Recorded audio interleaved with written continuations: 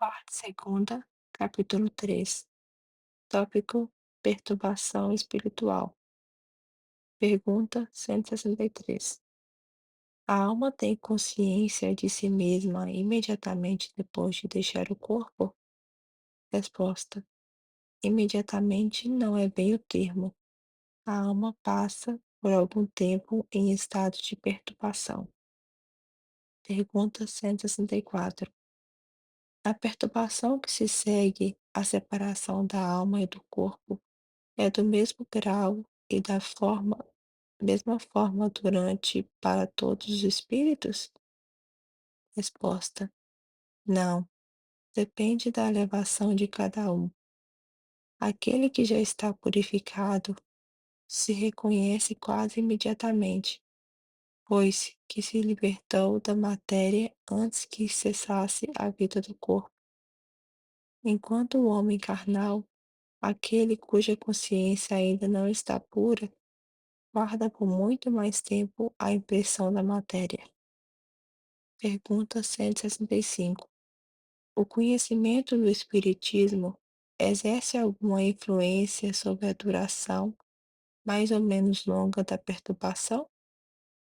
Resposta: influência muito grande. Por isso que o espírito já antecipadamente compreendia a sua situação. Mas a prática do bem e a consciência pura são o que mais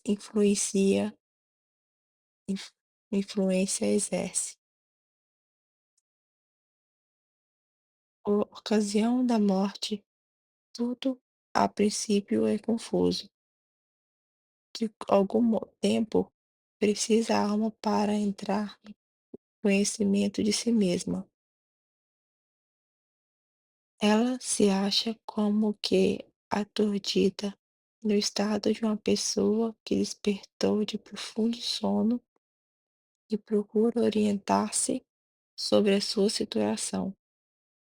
A lucidez das ideias e a memória do passado que lhe volta à medida que apaga a influência da matéria que ela acaba de abandonar, e à medida que se dissipa a espécie de névoa que lhe obscurece os pensamentos, da volta do espírito extinta à vida corpórea, à vida material.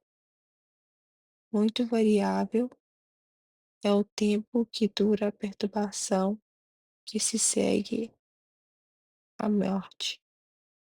Pode ser de algumas horas, como também de muitos meses e até de muitos anos. Aquele que, desde quando ainda vivia na terra, se identificaram com o estado futuro que o aguardavam, são os que em que menos longa ela é, porque esses compreendem imediatamente a posição que se encontram. Aquela perturbação apresenta circunstâncias especiais de acordo com os caracteres dos indivíduos, e principalmente com o gênero de morte.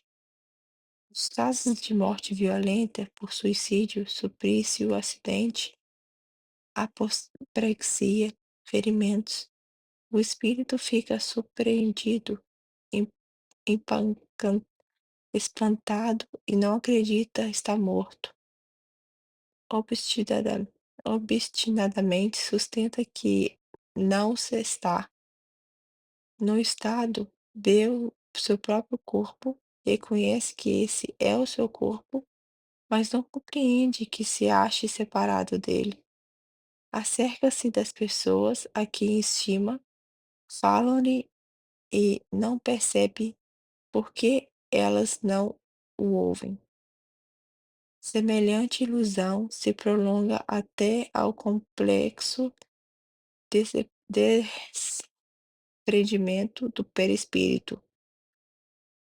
Só então o espírito se reconhece como tal e compreende que não pertence mais ao número dos vivos. Este fenômeno se explica facilmente, surpreendido de improviso pela morte. O espírito fica atordoado com a brusca mudança que nele se operou. Considera ainda a morte como sinônimo de destruição, de aniquilamento. Ora porque pensa, vê, ouve, tem a sensação de não estar morto, mas lhe aumenta a visão o fato de se ver com um corpo semelhante na forma ao precedente, mas cuja natureza etérea ainda não teve tempo de estudar. Julga-o sólido e compacto com o primeiro, e quando lhe chama a atenção para esse ponto, admira-se de não poder palpá-lo. Esse fenômeno é análogo ao que ocorre com alguns sonâmbulos inexperientes que não creem dormir. É que tem o sono por sinônimo de supressão das faculdades. Ora, como pensam livremente e veem, julgam que não dormem. Certos espíritos revelam essa particularidade. Se bem a morte não lhes tenha sobrevindo inopinadamente. Todavia, sempre mais generalizada se apresenta essa particularidade entre os que, mesmo doentes, não pensam em morrer. Observam-se, então, os singulares espetáculos de um espírito assistir ao seu próprio enterramento como se fora o de um estranho, falando desse ato como de coisa que lhe não diz respeito, até o momento em que compreende a verdade. A perturbação que se segue à morte nada tem de penosa para o homem de bem que se conserva calmo, semelhante em tudo a quem acompanha as fases de um tranquilo despertar.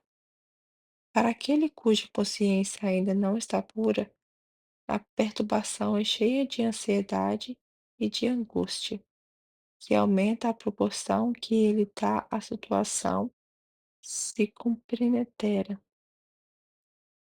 Nos casos de morte coletiva, tem sido observado que todos os que perecem ao mesmo tempo nem sempre tornam a ver-se logo, pressas da perturbação que se segue à morte.